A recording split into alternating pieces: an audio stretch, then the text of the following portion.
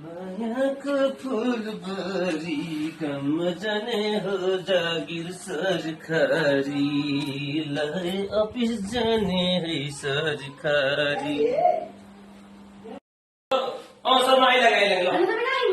office जानु भन्ने बिहान पनि अचानक फोन आयो अहिले टाइम दिने ठाउँमा दिएकै छु त एकैछिन खाना पकाउनु नपकाउ जरो काम छ अपोइन्टमेन्ट छ भिजिटिङ छ सबै थोक छ डाइरेक्टर आउँदैछ आज के गर्नु मैले एक्लै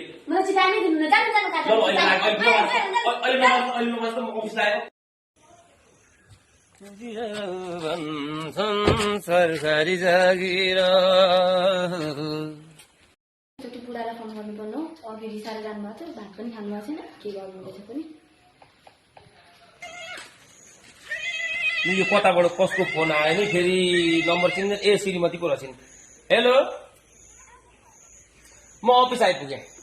भर्खर आइपुगेको अब खाना मैले बाटैमा खाइलु राख त म साह्रै बिजी छु अफिसमा अहिले राख एकदम यहाँ बिचल नै देखेँ अफिसको मैले एकदम आज छिटो आइज भनेको आज पनि आएन काम यत्रो बिचल्ने छ के गर्ने एक्लै सबै स्टाफ छुट्टीमा छ नि यसलाई छिटो आइज भनेको यो पनि आज आएन कता छको नि यो आइपुग्यो भाइ लु लु लु काममा लागिहाल ल कता आज ढिलो पनि भयो अलिकति केही त ढिलोमा लु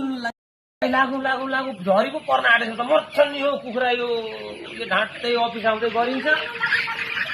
बुढीलाई सरकारी जागिर भन्दै कुखुरा समातिन्छ बुढीले थाहा पायो भने चाहिँ कुन दिन छोडेर जान्छ होला मलाई बुढेसम्म के गरे कि बुढीले नि माया मार्छ होला मलाई चाहिँ छिटो आऊ नै मार्छ अहिले साउदी आइपुग्यो भने यहाँ ग्यास साँडे